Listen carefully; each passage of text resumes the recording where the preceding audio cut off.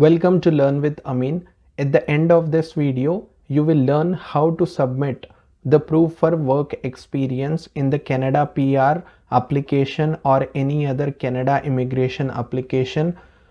Basically, in the PR application, if you have about 3 years of experience or more outside of Canada, it brings additional points to your PR application. So if you have worked for 3 years or more than 3 years, it brings about the same points. But in order to make sure that Canada IRCC accepts the work experience, you need to submit some documents of work experience. Those documents have specific requirements, and the requirements link is this. It is on canada.ca. I will post this link in the description. So the following documents are mandatory for each work experience that you have declared in your PR application. That is a reference or experience letter from the employer, and please note down all these requirements. So I'm not just going to show you the requirements, I'm also going to show you the real experience documents that I have submitted in my application, so you know what documents to submit. And it is impossible to get an ideal experience letter from your employer as stated by the IRCC requirements. So I am going to show you the alternatives that you can submit in order to make up for the requirements put by IRCC Canada, while your company is denying to give you an ideal experience letter. So let's count the requirements. First of all, the document should be printed on company letterhead.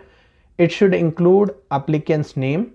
It should also have company's contact information like address, telephone number, and email address. Then name, title, and signature of the immediate supervisor or personal officer at the company.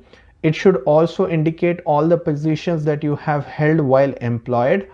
It should also include the details such as job title, duties, and responsibilities. Job title is okay.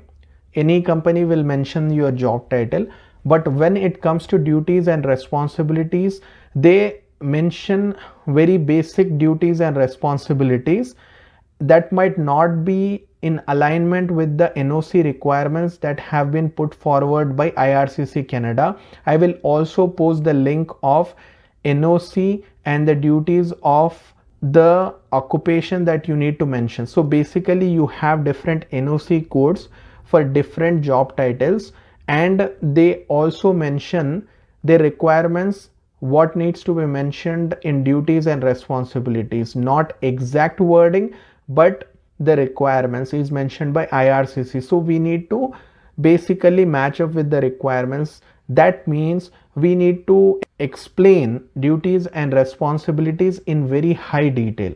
So that is not possible to obtain from most employers. Then you need to mention the job status, whether it is current job, dates worked for the company such as the joining date and the date on which you left the company. You also need to mention the number of work hours per week, and then you need to mention the annual salary plus benefits. And I will show you usually what experience letter is given by the company and what documents you are supposed to come up with in order to meet up with these requirements. Let's jump right away into the documentation. So this is the documentation. It is an experience letter. As you can see, it is from a big corporation, and this document is on a company letterhead. It also has the contact information of the company, and you can see a date is mentioned. So this is very basic requirement, not mentioned on the IRCC website though. Then full name of the employee is mentioned. So I have redacted very sensitive information, but these are the real documents that I submitted to my application and it was approved. The documents were approved, my PR application got approved. So you can follow the requirements to the T and submit your documents for your application. So here is the full name of the employee, then here is the job title of the employee, Then it mentions the date work. So basically this is the joining date, and also it mentions the last date. So this is a letter for a job that I have worked in the past, and I have also left this company. So two dates are mentioned, joining date and the last date, and then job duties and responsibilities are mentioned.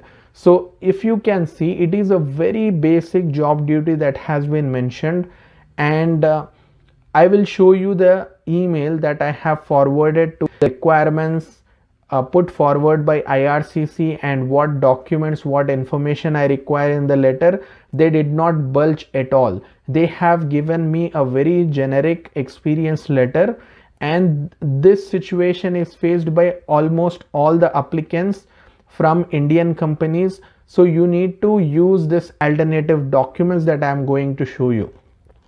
Then it also has the name, title, signature of immediate supervisor in the HR department. The major missing items in the letter are annual salary, annual benefits, number of work hours, and job duties in detail.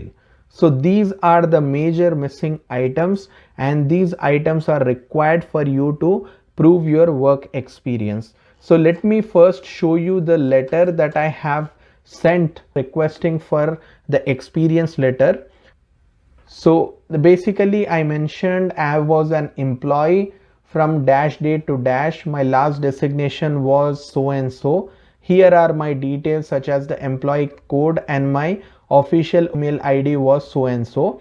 It was a tremendous journey. I learned a lot. I really appreciate the opportunities. Writing this mail to request you to issue my experience certificate.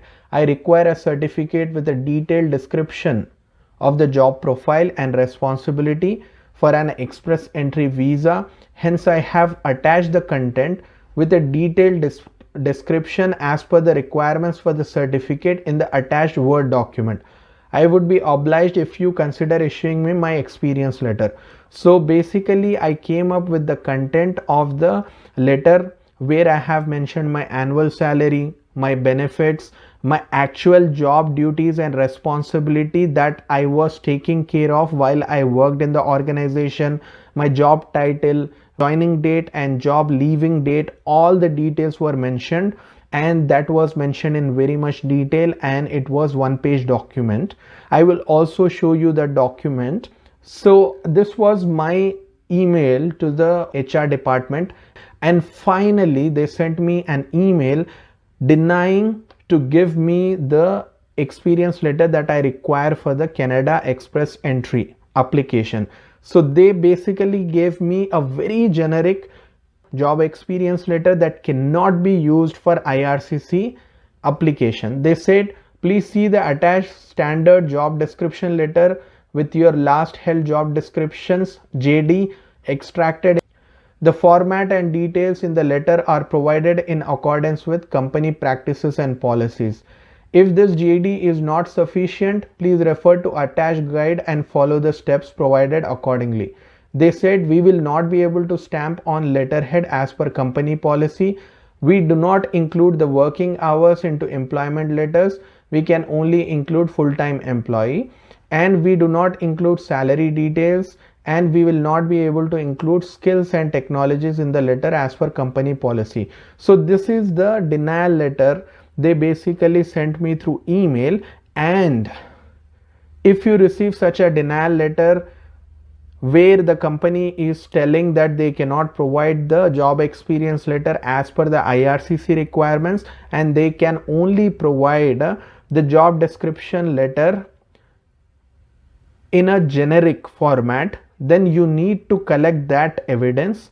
You need to collect those emails and attach it as supporting documentation while you submit your job experience letters to IRCC in the IRCC PR application. So this document is exhibit 4 in the documentation I submitted to IRCC. After I received this letter, I had to come up with an alternative. This is the alternative for the perfect work experience letter.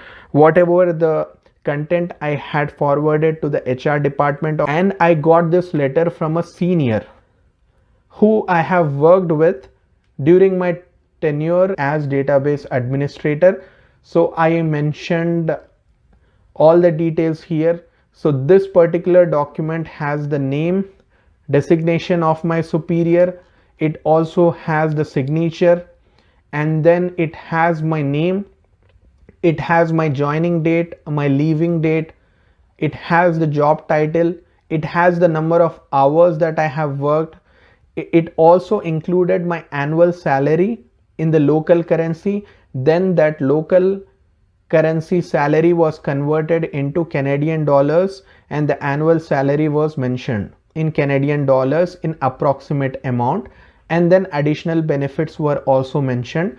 Then it also mentioned the company team name that I was part of, and I mentioned the job duties and responsibilities. These are in alignment with the NOC requirements, and I will also post the link of NOC in the description. You can check out what are the basic requirements for the job duties and responsibilities as per the NOC. So I have mentioned that in detail, and then this letter was signed by my superior or senior in the team who I have worked with. Now you can see that it is not on a letterhead. In order to replace this letterhead requirement, I got it notarized by a public notary. The letterhead requirement is replaced by notary public stamp and signature. Then I also got the work ID card of my senior from whom I got this letter. So this ID card was also scanned, and it was submitted as exhibit 3 in my job experience letters, and the exhibit 4 was letter of denial. Then there was additional exhibit, which is the offer letter that I have received from the company, so that I wanted to support my salary, company name, designation, joining date, and the starting salary. So basically the perfect experience letter I obtained was not on a letterhead. So I was trying to collect all the relevant documentation, and this is the perfect way to do it, because you do not have the perfect experience letter, so you need to have these supporting documents. So fifth exhibit is the offer letter that you have received from your company before you have joined the job, and where you have been offered the job. It mentions the job title. It also mentions the salary requirements. So basically this was my name. There was my full name here, the mobile number, my location, this was the date, and this was the offer reference number. This was the supervisor's name. Working hours is not mentioned as 40 hours per week or 45 hours per week. It is mentioned that I am bound by the rules relating to working hours. Then there is a talk about the remuneration. So this mentions in terms of local currency per annum. So this was my starting salary. I also received hikes over the years, and that was covered in my pay slips, which was submitted as the next exhibit. And here again my name was mentioned, and the offer letter was 13 pages. So I would like to remind you that all 13 pages need to be submitted as exhibit in your proof documents. So I'm not gonna show all the 13 pages, but you need to remember that all pages of offer letter need to be submitted. Then I wanted to show that my salary changed or increased from the year of my joining to the year of my leaving. So for that I have collected first 3 months payslip and last 3 months payslip to support my salary hike. All of this I am doing because the HR department of my company did not mention salary in their document, and my senior gave a personal letter mentioning my salary, and IRCC would want to verify that salary is correct, and that's why I'm giving all these supporting documents. So you need to understand what is the flow of the documents here, and you need to submit all the documents. I would request you, please submit all these documents to get it accepted. So this is basically the payslip. So I'm going to show you 1 month payslip, but I would like to remind once again that first 3 months and last 3 months payslips are required to support the salary, because you would have gotten the salary hikes. You want to show your starting salary and the leaving salary. So all these details were present, which was my personal details. Then there was my salary that was mentioned. This was the total earnings per month. This was total earning year to date, and these were all deductions. So this was basically the net pay per month, and this was in words. Now if you can see, this is net pay, and net pay would be lower than the gross pay, and you would be thinking that gross pay would be mentioned on the job experience letter, and this is net pay, which is a lower amount. So that does not matter. All that matters in IRCC application is that you speak the truth. You don't try to manipulate things. So whatever is the truth, you need to submit that. And IRCC Canada is very understanding, and they would accept your documents if you submit the documents that display your story. And that's it. All the payslips should be submitted, and that finishes your work experience package part of the PR application. If you have any doubts on the job experience letter or any other documents or any part of PR application, you can connect with me through Instagram or YouTube. I would be happy to help, and I greatly appreciate your support to my YouTube channel. Thank you, take care, and bye bye.